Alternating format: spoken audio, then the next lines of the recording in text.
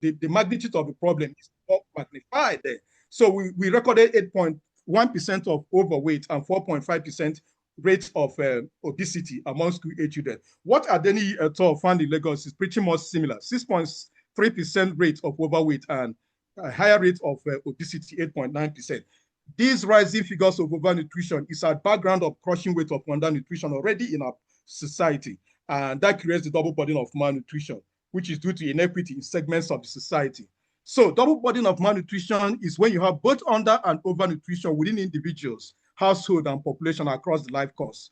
And it's typically due to uneven socioeconomic development. So Nigeria, like most developing countries, are in nutrition transition, where we're beginning to see increased consumption of Western diets. And people see that as a sign of affluence. When children of the rich are exposed and allow consumption of high energy junk food as a symbol of affluence. Or like in developed countries where overnutrition is a problem of the poor.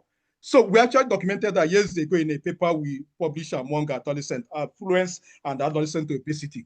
So in this group of children of the affluence, we are seeing obesogenic factors playing out: a sedentary life, addiction to smartphones, television, computer games, internet, and added to high energy junk food, creating the milieu for overnutrition.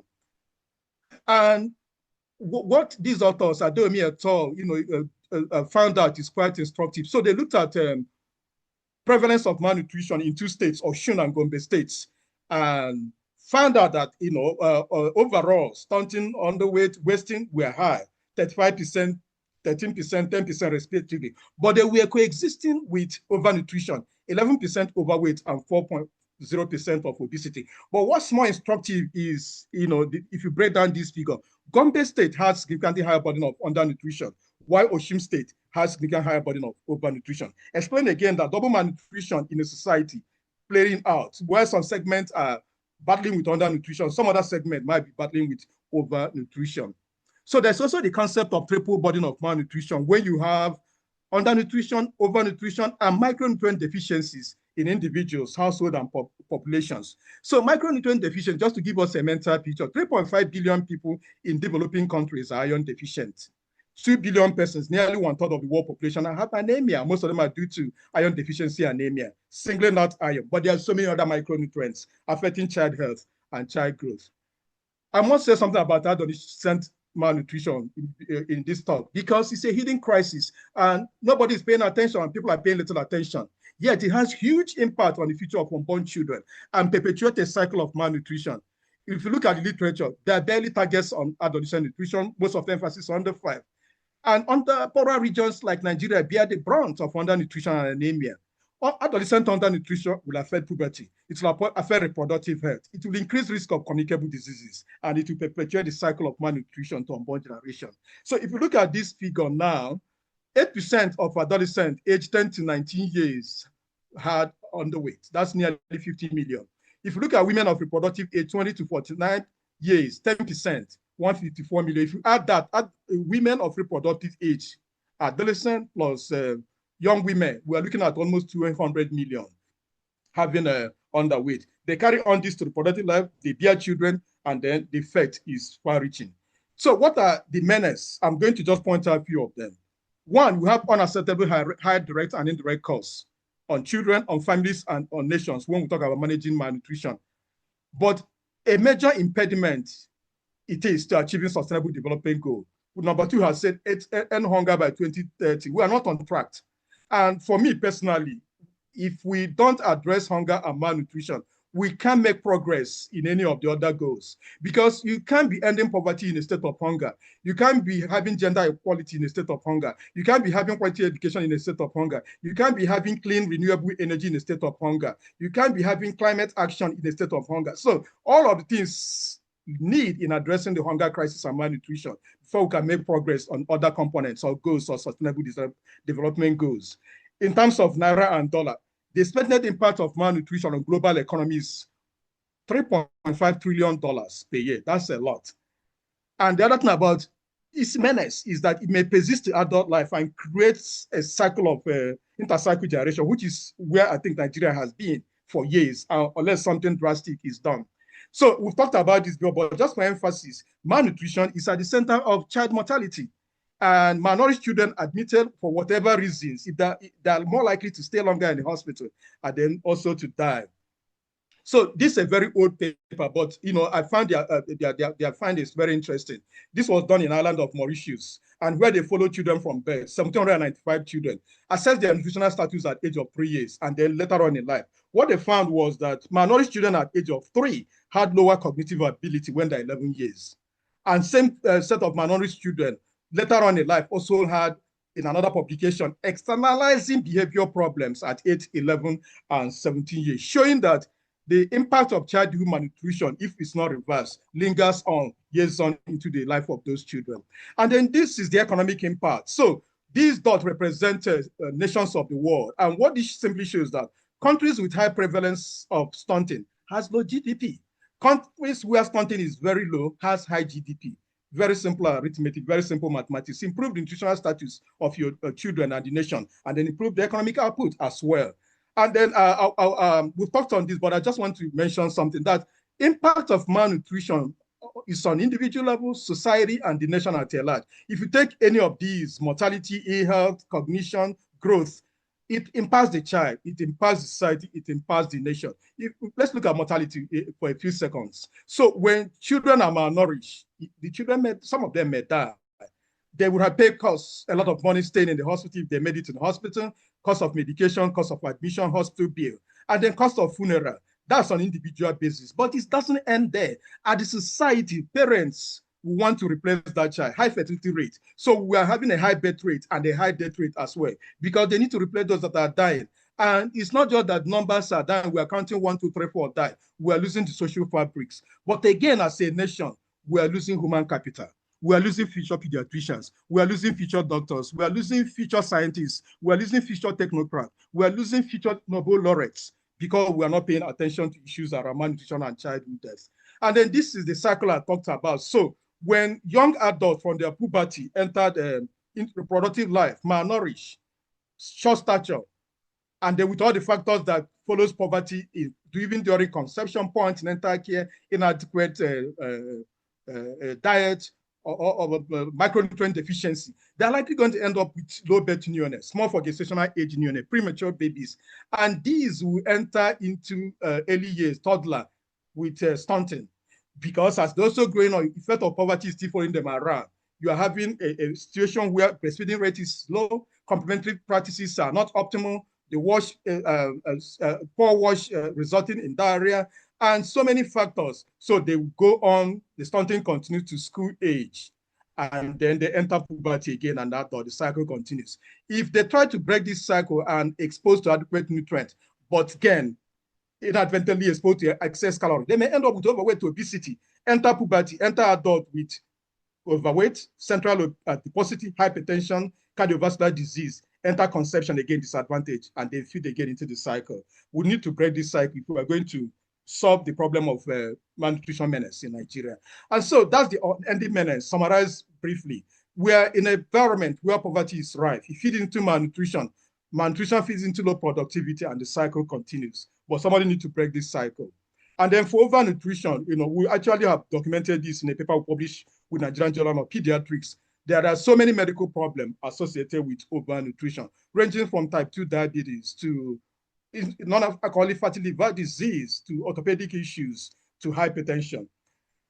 So what are the contributing factors? We all know that undernutrition, breastfeeding rate has continued to nosedive. It hovers around 37% in Nigeria, way below the target of 50% set by World Health Organization.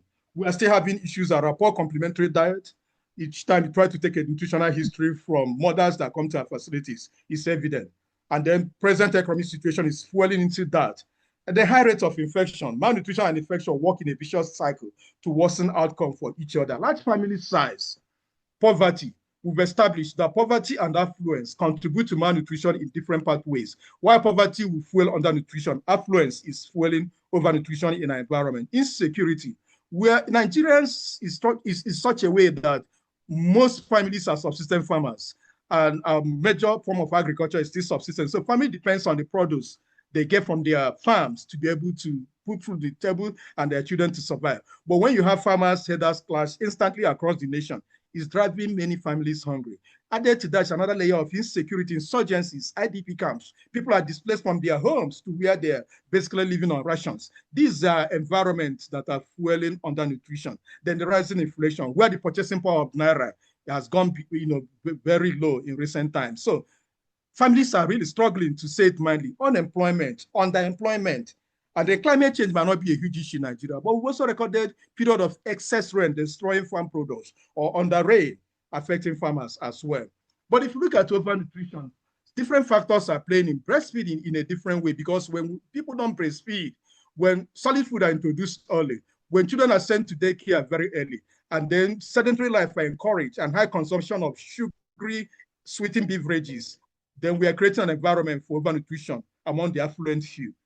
In addition to general risk factors like socioeconomic status, urbanization, globalization, and the increasing sedentary lifestyle. And so what's the way forward? We must touch on that. I'll talk on SAM very briefly, because most of us work in hospital setting and see a lot of that all the time. So severe acute malnutrition, when we see them, when we make those diagnoses using the proper anthropometric parameters, it's important to differentiate those that are sick from those that are not. So if you have a child with severe acute malnutrition, but it passed the appetite test, is eating well, better manage at home and in the community. But when they're sick, they fail the appetite test, they need to be hospitalized. So I provided link for these 10 steps to managing SAM by WHO. We can look at it, and all of the things that can kill them within 24 to 48 hours, how to manage, how to address them. To this algorithm developed by NAPGA, very friendly and very easy to use, what to do, both outpatient management of SAM when they pass the appetite test, and then inpatient management of SAM. You can read up the details of this. Okay, then to timeline, expect if things go well, timeline, what we expect, hypoglycemia, hypothermia, dehydration, when we expect to have them resolved, and they have the child catch up growth and be ready for discharge and then follow up. So what do we do in terms of managing severe acute malnutrition? Inpatient, F75, F100 is what is recommended in the book, but it's not widely available across the country. You find it mainly in the north. Maybe you can have this proportionate proportion of malnourished children. It comes in teens, it comes in sachet, but the question that should be agitating our mind is sustainability. It's been on for years, but centers in South that used to have it are not getting it anymore. So centers getting it today may suddenly stop getting it. We must look back home and begin to think of how to manage our problem. So local equivalent, thankfully, there are things centers are doing, series-based that go by different names, whether QuashPap or HEMIS. And I survey, or rather sample, a lot of opinion from centers across the country. And they are almost all doing the same thing, following the manual, patterning their management according to the components of F75 and F100, which is basically milk, cereal, vegetable oil, combined mineral vitamin mix, and then water in right proportion. But there are a few things people are doing differently. I think that we can look into maybe NAPGAN later on in our conference and see how we can leverage on all of those and they benefit child health in Nigeria. For instance, in lawsuit, they have been able to put this in small sachets that mothers can easily mix up and then give to their baby. Now, in UBTH, for instance, they've been able to go beyond what is in the conventional F75, F100 manual to introduce locally available food, ground crayfish, peanuts, soya beans, palm oil, eggs, to 45 pounds. So we can look at all of these and see, are there things available in our environment that our children can leverage on? In New York, for instance, they've been able to identify that custard might be easier to preserve, but then that may come at a higher cost. And where the CMV is not available, they're able to identify vitamins, tablets, slow K to mix, and the children are taking it and they're surviving. And then in UNTH, they've been able to try to look at children specifically and formulate what each child needs based on clinical manifestation, laboratory, and electrolyte findings. But that might not work in a public health setting where you need to mass produce and then address many children. But these are things that can be looked at closely later and then come out with a better policy, working with all our partners in the child health space.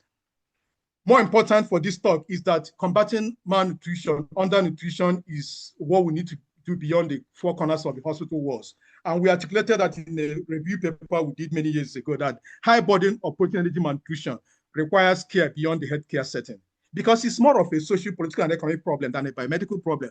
Majority of minority children don't come to hospital. So we need multi and intersectoral collaborations to be able to push back on the ravaging incidence and prevalence of malnutrition in our society. And all of things I'm going to say as I wrap up, you probably have heard them before, but as pediatrician, and I like the way IPP started his introductory message, passionate advocate. I want to take us back to that. As passionate advocate of children, can we look at this acronym, hunger, and see how we can take back the message to different individuals and bodies to see if we can begin to push back the narrative? H for household. Our breastfeeding rate in a poor country has no reason to be at something percent. We should be hitting 70, 80%. We need to talk to mothers, talk to fathers, talk to grandmothers, talk to mother-in-laws, talk to whoever will help us to support exclusive breastfeeding and push back the numbers. We need to talk to our hospitals. When I was a student, when children are minorities, they are treated for free. I'm not saying we should do that now. The economic situation is not the rate, but should be able to get repaid. In my center, every day to manage malnutrition, just for the food, a child is expected to pay 1,500. If they had that at home, the child would not have developed malnutrition in the first place. We need to talk to our management. Let them show human face. I know they are struggling to pay energy, B band, A band, B order, provide water, and all that. But can we look at these very vulnerable children? They are vulnerable in a special way because they are coming from a poor background. They didn't have it before, most certainly. Can we give them some rebate? Can we give them some breathing space to be able to survive and thrive? Unions here, yeah, there are various unions, powerful unions that can lend their voice, but I also want us to target corporate bodies and industry. Some of them are doing great when it comes to child health space. They've helped us so much, but they can help more. I mean, I was in Abakaliki and I saw a whole complex devoted to severe acute malnutrition built by their former first lady. We can have more of that. We can have more of intervention. It mustn't be a complex. Somehow, empowering women, helping out in different ways, corporate bodies and industries, pushing back and putting back some of the obscene profit they're making to make sure that the child health is preserved. The news media, we must also keep targeting them, both electronic and print medias and social media, where we all belong. Talk to people about malnutrition, talk to them what they can do differently to improve the nutritional status of their children. Talk to our neighbors. We can't solve the problem of the whole world. I've walked around this nation and I've seen pediatricians, nurses, dietitians, bringing out their money, meager resources to help children live. And we shouldn't stop that. I know it's biting hard on everybody's pocket, but let it be that we're saving one child, one sachet of milk at a time, one plate of food at a time, 1,000 naira at a time. And we're doing a great service to our nation as good Samaritans. But the big one is the G, the government. We must talk to them. They have to do more to stem the tide of insecurity across the country so that farmers can go back to the farm and begin to ensure food security. They have to look again at the issue of school health feeding program. They have to also look again at some of the policies, economic policies that are hitting so hard on families, and see some of them they can revisit with human face so that families can be able to survive. I mean, some of the policies are very good, but if the people that are making that die before they start yielding dividend, they haven't get anything. And for me, again, all of us here that make scientific presentation across the world, that represent the association across the world, when we take global stage, we should also make it clear to our partners, to everybody, that part of what is fueling malnutrition in Nigeria is the economic agenda of IMF, of World Bank, of the big countries, the unfair trade, the inequality, the inequity. The people bearing the brunt in Nigeria and in Africa are the young children and very vulnerable people. Can they give a rethink? Their handouts are good, but can we be given a space to compete with other countries favorably in the economic space? Educational system, I've talked about issues around school health program, but the proprietors of schools should do more. Erecting schools without facilities for recreation is also contributing to overnutrition. They must revisit that. Then finally, for religious organizations, whether mosques or churches, they have the ears of their members. And if they can stand up and say a few things about nutrition and malnutrition, people will listen to them and people will hear and people will pay attention. Then other way forward for undernutrition, we must optimize breastfeeding, exclusive breastfeeding for the first 6 months and continue breastfeeding. And for that to happen, young mothers need family support. They need maternity leave. We need paternity leave, fathers of childbearing age as well. Crèches at workplaces, regulation of industries. Very passionate, household food security. Government must invest in mechanized agriculture, must invest in all year round farming. And then we must find a way of minimizing wastages during harvest. And then families, vulnerable families, have income generative activities. I know government in the past have tried this, tried that money, but we shouldn't give up because we haven't solved the problem continually. As long as poverty lingers, we must be looking for innovative ways to keep on fighting back and addressing it. Safety net for vulnerable families. community-based resources. I grew up in a community, and these resources are still available. We must go back through all the advocacies for people to get back into the communal farming, food bank, mentor mothers, CBOs, and FBOs. All of them have something to bring to the table. No single entity or individual can fight undernutrition. We must all work together to make a meaningful progress. Vitamin deficiencies, mineral deficiencies, we need to leverage on their innovation services to optimize micronutrient supplementation, like vitamin A, just like we do for women when they come for antenatal care. Fortification of staple food should be a must and not an optional thing for food industries. Regulators should ensure that. Then for overnutrition, should start from pregnancy, and we must address issues that start predisposing to small for gestational babies, avoiding those preventable risks, ensuring micronutrient supplement, moderate exercise for pregnant mothers, glucose control for those that have diabetes, and then postpartum, we must promote, protect, and support breastfeeding so as to reduce the incidence of obesity later in life. As they're growing up, mothers must continue to be provided with nutritional education to help them navigate the early age of the child's life in terms of providing optimal nutrition. The family for overnutrition must stop or limit sweetening beverages, regular vegetables and fruits in diet or at home, portion controls, judicial use of technologies. We must do activities that promote physical activities and limit screen times. School environment must provide facilities for exercise for children. All work and no play makes Jack an obese boy. And then government and regulatory agencies, financial incentive to industry to develop healthier products. We must regulate advertising. We can't be advertising junk food and expect children not to jump at them. Urban and regional planning with a built environment. Then healthcare setting. And finally, international collaboration. Questions that relate to governance, public health infrastructures, inequality, and inequity must be part of global discourse, not just for Nigeria, but for Africa at large. So I acknowledge the leadership of PAN and NAPSGAN for the privilege to make this short webinar, and I also thank my colleagues at UNTH for their slides and expert opinion. These are my references. I thank you and I welcome questions. Thank you very much.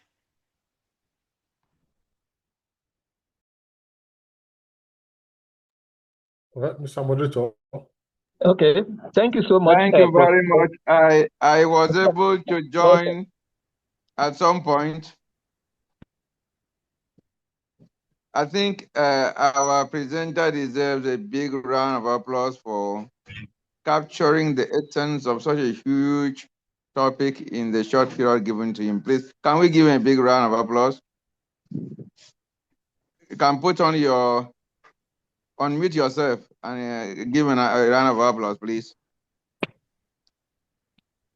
Thank you.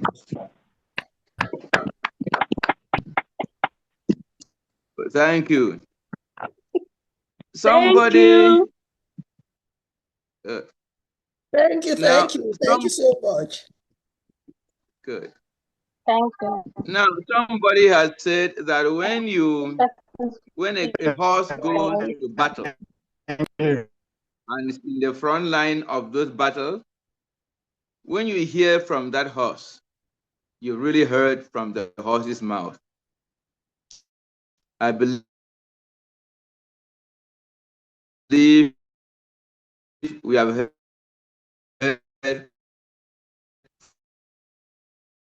from the horse's mouth, because Professor Gozi and beyond our country in the management and tackling of the problem of malnutrition, be that overnutrition, hunger, or micronutrient deficiency. I will not take more time. I think we have heard from them. To those who have questions, thoughts, or ideas, Professor Angela Kola has said we really must develop ideas from within us that they can tackle. That's our problem. Is our problem. Maybe asking questions, you can make suggestions also in line with that thought. So please, I once again apologize for not being able to join early. It was quite difficult, but finally I was able to join. I now open the floor for questions. Let's hear more from the horse's mouth. Thank you very much.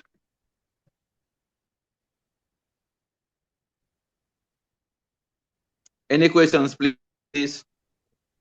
Yes, you can see my hands raised. I have a question. Please mute yourself and ask. All right.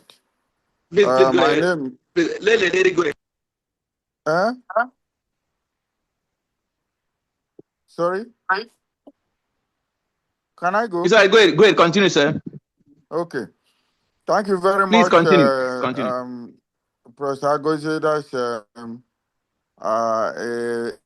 very apt, very good presentation. You actually spelled out the entirety of this condition, this serious condition. Thank you, Now, sir. my question or comment throughout, especially in the area of advocacy, you didn't mention at all the place of the political.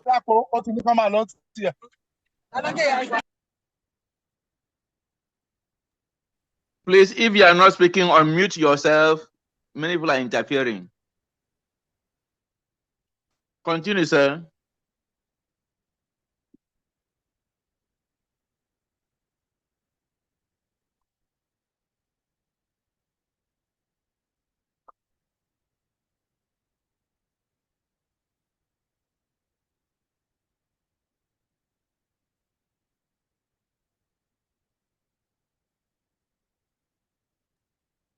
Please, are we still hearing him?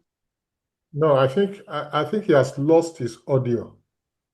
Yeah, but he made a point about political class. Yeah. So I think we're going to take that point, sir. We'll respond to that. Thank you, sir, for that comment. All right. So you got my comment. Yes, I think it needs to be described in one way or the other. Yes, sir. Yes, sir. Thank you, sir. Please, can I suggest that so that we can have a flow, that Professor Gozie just notes the questions and I will answer them together. All right. At least let's have 3 questions asked, then he will take them, then we take another round of 3. Is that okay by us? Okay. So please, can I invite Professor Grange to please ask a question? Thank you. Thank you very much. Mine has to do with comments. Let me choose, first of all, comments on hospital practices. There is a lot that we can do to reduce the onset of acute or subacute malnutrition. For example, in managing the infectious diseases, we must make sure that the children are put back on good feeding, adequate feeding by the mother.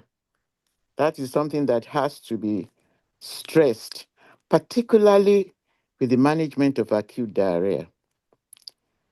A lot of cases, a lot of children develop malnutrition emanating from mismanagement of acute diarrhea. I'll leave it at that. Then, well, it seems to me that a lot of things that we are doing, we focus only on the child. When you look at the mother herself is malnourished. So let us think more of the dyad, mother and child. In advising the mother about feeding the child, you have to advise her too about her own feeding. Otherwise, you'll find that you are now pushing breastfeeding by a malnourished mother. That's that. So these are things that, clinically we can correct. The problem of political intervention. we as PAN have been in the forefront of doing this. In 1990, our EXCO actually was led by Dr. Ajeni Fuja and myself, and Professor Ransom Kuti was with us. The big giants, they were all with us. And we visited Babangida. He was the head of state then. And it's amazing how very little these people know about children's nutrition and all that. And because their own children are not suffering from that. So we must find a way of reaching them and giving them the message that what they are doing is actually responsible for our children becoming malnourished. Every time they do not prioritize well concerning the use of our resources, first generating resources, they undergenerate and then they overuse the resources. And for example, giving themselves a lot of high salaries and motor vehicles, etc. All that is impacting on the nutrition of our children, mothers and children. I think we should always carry the mothers along as well. So I'm going to stop here because, we need really to make sure that we do not lose contact with the leadership of the country when we are advocating for children. We are entitled to see them. We're entitled to write to them, particularly to the legislature and all that. So please do not lose contact with them. The older people realize that we've all been. It takes time. You get frustrated and all that, but we must not give up. We must not give up. So thank you. I want to encourage you to continue to do this in this way. Professor Agozie, this is a fantastic paper which needs to be published, and you use it to advocate for advocacy. Thank you very much. Thank you. Thank you very much, man. So please take note of those, Professor Gozi, the important things, the key things I believe Professor Granger said is this: one, that don't miss them when they come in with diarrhea, ARI. You got to look at the nutritional management of those conditions. Don't let them go discharged, malnourished. And we must continue try contact with power and leadership. I think those are the key issues, and that this paper also ought to be published. Please, may I please invite Professor Angela Okolo? Her hands have been out for a long time. I hope those hands are not aching. Please forgive us. Please, Ma, you have the floor. Thank you so much. I just want to congratulate PAN and NAPGAN, and above all, Prof. Agoz. He has done a great job. He has unearthed so many aspects. Mine is just going to be a simple contribution. I had written some of my ideas on the chat.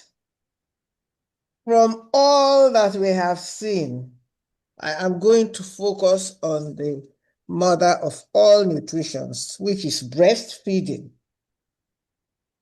From all that he has said,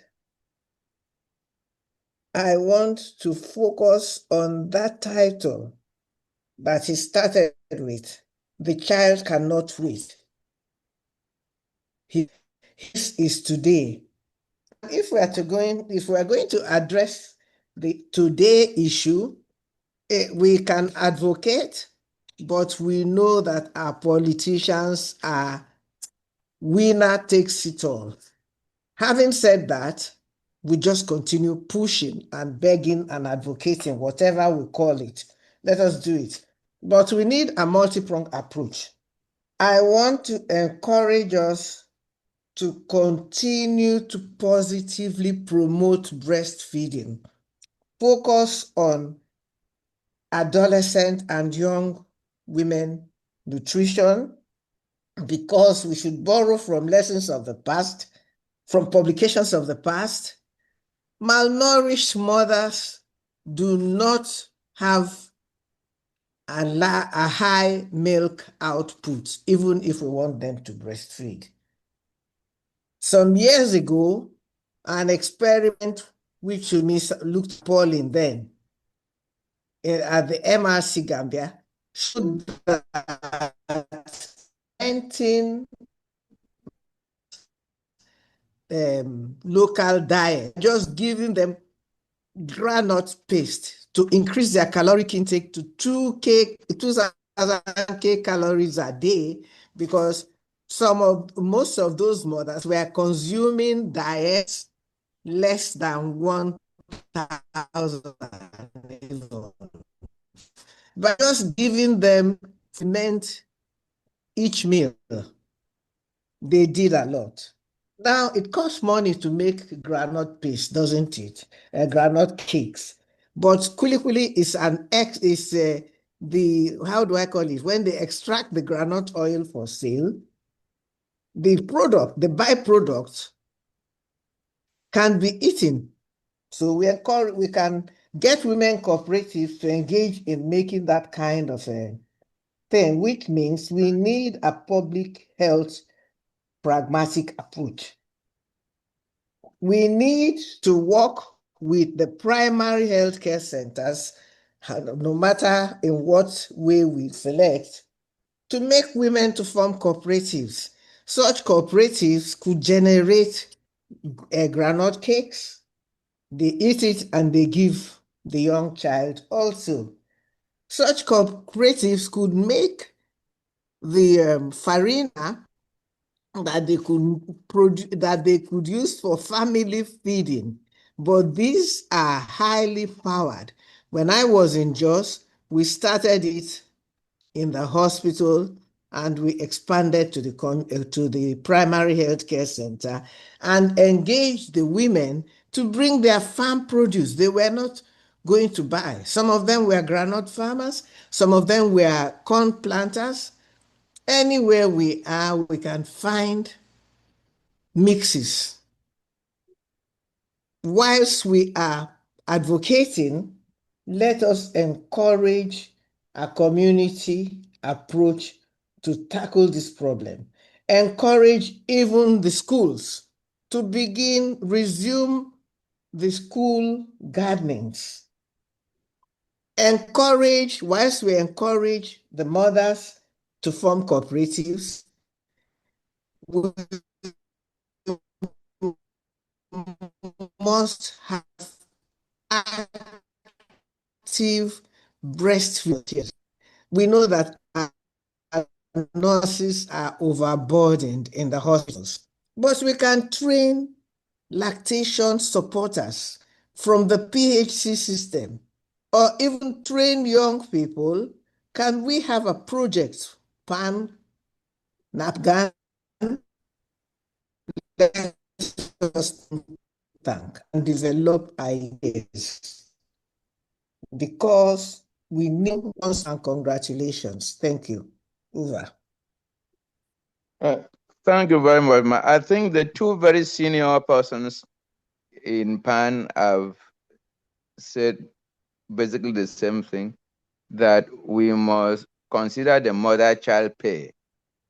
You cannot be talking about feeding the child while the mother is hungry. The hungry mother is not going to be the best breastfeeder. And I've also raised the issues of politics, going beyond our words and reaching out to power. But I think those are issues I believe both the leadership of PAN and NAPGAN can work on. Thank God they have written down their thoughts And I please request that the leadership of PAN and NAFGAN will look at those thoughts. And very strikingly, the thought of taking care of both the mother and the infant. I must confess that often in our practice, we are thinking of how the infant will feed and get out of kwashoko, but you need the mother. Please let me now hand it back to Professor Gozie. Just could you answer and just make your comments on the three thoughts and questions that have been raised so we can take from other people. Professor Gozie, please. Thank you so much, sir. I totally agree with their thoughts, Professors Grange and Professor Okolo.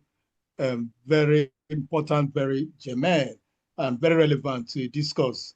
I mean, issue of mother-child, for me, it would have cause to suspect in patient care that some of the mothers were helping themselves with the food, nutritional food, therapeutic food provided for their babies. That underscores the point that they're also hungry. And it kind of brings home the message that we need to pay particular attention, especially in the kind of economic situation we are living in now, that we can't win this war without the mothers, without paying particular attention to the mothers. So excellent points. And also I agree with Professor Ogala, his comments. Yeah, the political class, which Professor Strange and Cole mentioned as well, they must be reached out. And that's the group we're also targeting in our acronym when we say hunger. The G government include all of them in political class. Sadly, in Nigeria, we have a political culture where building bridges and roads that people see more applauded, called dividend of democracy, while human capital development is delegated to the background. That narrative needs to change. It can only change through advocacy. Thank you so much, my very senior teachers, for those enriching comments. I've noted them down, and I'm going to incorporate them in this slide before we share it. Thank you. Please, can you address also the first person that sent the question? I think it was about political. I think basically the same thing, political involvement. Yes, I've just touched on that. That part of what we targeted in that hunger acronym G government, political class. Yeah, Is there. sorry, Mr. Moderator. Thank you very much for bringing him back a bit. That was I was the first to ask that question because in all this, from our experience, in all this, we need our leaders. We need the political class. The behavior of our political class does not augur well for child nutrition in this country. No matter what we do, we need them. And therefore, a lecture like this should really emphasize this, especially in the area of advocacy. That is what I said at the beginning. And I think that Professor Grange also emphasized that in her response. So I think it's very important. We should remember this all the time and do something about it. Thank you. Absolutely. Thank you, sir. Thank you very much. Yeah, our political class. I think we should leave that to the Go ahead, moderator. Go ahead, I sir. think the leadership of NAFGAN and PAN should leave this meeting immediately after this meeting and begin to think of ways that we must interact with leadership. I can tell you an experience. Many years ago, I was invited by the wife of a governor of a certain state to give a lecture on a similar topic. And I gave a lecture, hopefully that everybody could understand, on the implications of malnutrition. And the governor, fortunately, was there. From that lecture, a meal was established in that state to produce high protein, high calorie diets for children. And the wife took the lecture, except for a lecture all over the globe, and got that place built up and producing high calorie, high protein diet. I don't know whether it's still functional now. I think the leadership of PAN, the leadership of NAFGAN cannot bet in the shortest period establish a link. Simple 2-page document that we can take to the politicians. And it might quite make a difference. There's a hand up here, Dr. Doherty, please. Good afternoon, everyone. Senior colleagues, I'm so grateful for the opportunity. Professor Gozie, thank you so much. This was really excellent. So we've had a series of encounters now with healthcare workers.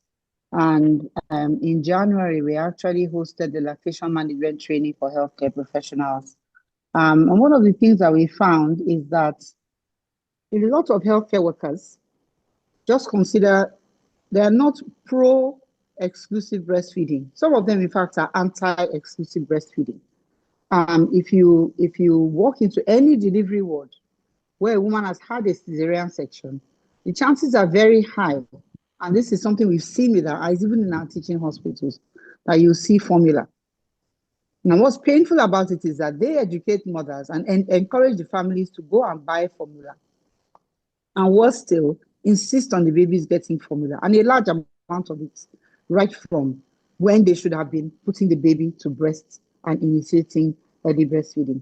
So we've got to help our colleagues as well understand that cesarean section is not a contraindication to early initiation of breastfeeding. It should not be prevented. All hands should be on deck to ensure that the baby can be put on the mother's chest if the baby is healthy, crying, and all of that. And early initiation of breastfeeding established, because it is a success factor for successful for exclusive breastfeeding and completion. The other thing is that we're working on this now on the SDG subcommittee, is promotion of exclusive breastfeeding, both through the lactation management training, but also promoting adolescent nutrition education and ensuring that adolescents themselves understand the value of exclusive breastfeeding. We'll say, oh, they're young. They're not too young, because we have adolescent pregnancy as a thing in Nigeria. Importantly, this is the age when you teach an adolescent, it stays with them forever. The things that have remained the very center of my core are things that I learned during adolescence, which basically spurred me into going into healthcare, spurred me in going into pediatrics. And I think that educating adolescents on breastfeeding, male and female, across the spectrum, is an important thing and should be actively encouraged in the secondary school curriculum or as a co-curricular activity. This would ensure that by the time they are now parents, we're not going to be running around teaching them about exclusive breastfeeding. What we'll be doing at that time is reaping the benefits of this intervention. So again, thank you very much. And I hope that we'll be able to do this. We're already working on it on the SDG subcommittee, but we would like to encourage everybody to please join us as we come to your geopolitical zone. Thank you. Thank you very much.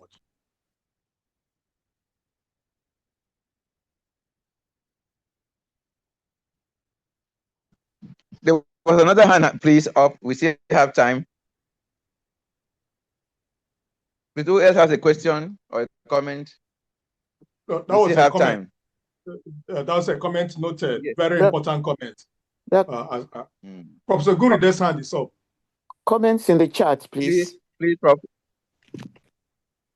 I couldn't see the hand, but please go ahead with your question or comment.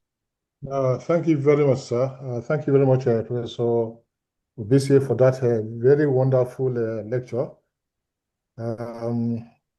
I think it's quite comprehensive. Maybe towards the end of my comments, I will point out an area I think maybe you deliberately overlooked. Well, for me, childhood malnutrition is akin to waging war on children. It's a very serious problem, and I think at times I seem to detect a lack of fire in our belly when we are talking about malnutrition.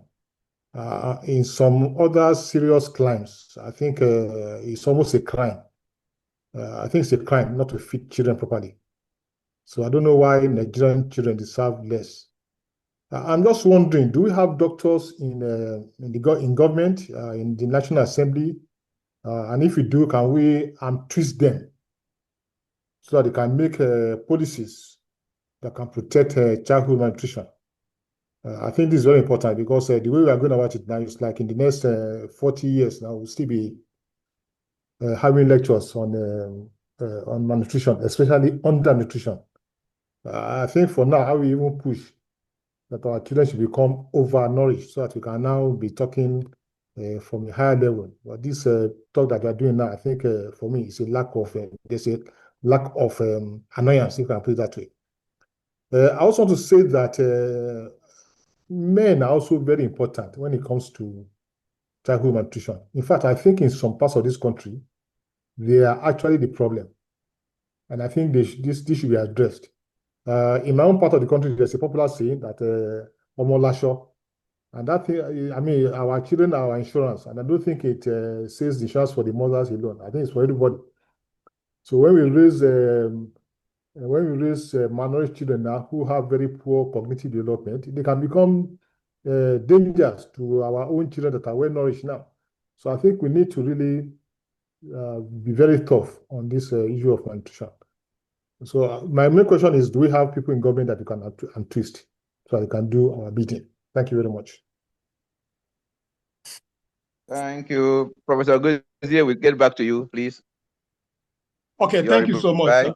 Yeah, it's starting from Professor Guri, this last question. Doctors in government, national assembly. The answer is obviously yes. How many are there? I don't know. We can find out. But they're there, and we should be able to work with them. And I want to believe we're already working with them. But that's the beauty of this presentation and discussion, is reminding us that we need to do that. That's the way Nigerian political space works. If we need to get someone, we need to advocate. So I agree with you. We need to take that message to them as well, and advocacy message, and get them to buy into this and see how they can help us push back the narrative. There are a few other things. If you permit me, moderator, on the chat box, I just quickly talk in the next 2 minutes. Then I'll hand over back to you for more comments. Somebody has asked question. Okay, Professor Grange has suggested in the chat box that we need to also collaborate with the Nutritional Society and other relevant NGO. That's so true. And then Professor Koro mentioned that we need to address issue of community breastfeeding support by dedicated trained lactation managers. That's also true. Somebody has asked, if a child is stunted at 5 years, is there room for catch-up growth? Yes. So when children are stunted, the chances of having a catch-up growth depends on age at which you are beginning to bring your intervention. If at that 5 years, we are providing the necessary intervention, nutritional intervention, the child can have some catch-up growth. But the point is that the longer we delay it, in making those interventions, the slimmer the chance of ever achieving that catch-up growth. Issue about breastfeeding, having all of the things in place, yet there's no motivation. Somebody was asking that. I'm trying to phrase it very well. It's true, and that resonates with what Dr. Doretoro just said, that even among health workers, we are not getting it right. We are not providing enough support within the hospitals about breastfeeding. We are not spending time to educate our mothers who are likely going to come back in the next couple of months or years with another baby to correct errors they are already doing in the present time in terms of not breastfeeding well. I guess, like most things in Nigeria, when the funding was there, Breast Friendly Initiative, people were all over the place teaching about breast milk, and the result were obvious. And as soon as that funding ended, we went back. So you can be sure the level of ignorance, even among health workers, like already pointed out, is alarming when it comes to breastfeeding. And we are in some way demotivating mothers to even breastfeed and giving the wrong information out there that's also pushing against breastfeeding. So I agree that beyond paternity leave and maternity leave, that there are fundamentally things wrong with the message we are passing. By our action and word, we are actually sending mixed messages to potential mothers. So I'll look at other chat. Back to you, moderator, if we still have time while I look at the chat. Thank you very much for your comments. Thank you, Professor Gozie. I think we have time for just one more question or one more comment before I hand over to the president of PAN. Is there any hand that is up? Yeah, my hand is up, sir. Please go ahead. Okay, thank you very much. Yeah, thank you very much, Professor Gozie, for that beautiful presentation. I've actually posted something on the chat. Two comments I would want to make. One is to support the issue of breastfeeding. In the Institute of Child Health, University of Teaching Hospital, what we actually realized, children in the community start faltering in their growth during the period of the complement of the affluent or the rich, so to say, and then the children of the poor who were exclusively breastfed. So within the first 6 months, there was no significant difference between them. But immediately after that 6 months, initial breastfeeding, we start having problems. And so we need to really emphasize on that, on the issue of breastfeeding.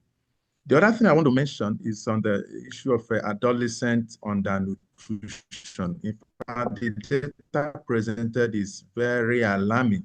Developed countries, what they actually did was to encourage at least 2 times feeding in their school, starting from elementary school to up to the level of high school, which is, of course, our primary school to secondary school.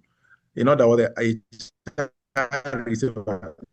is 2 meals across board in all public schools. And so even if that child does not have, then the parent doesn't have money for dinner, that calorie received in the school breakfast and lunch has been able to keep that child, and they even keep growing. In fact, that's why they even keep having problem with obesity rather than undernutrition.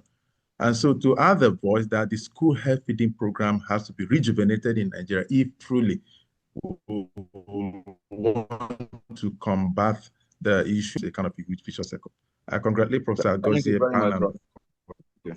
Thank you. I think basically our time is up. So I will hand over now to the Thank you. We'll hand over now to the President of PAN to please make the concluding remarks. Our time is virtually up. We are just boring time now.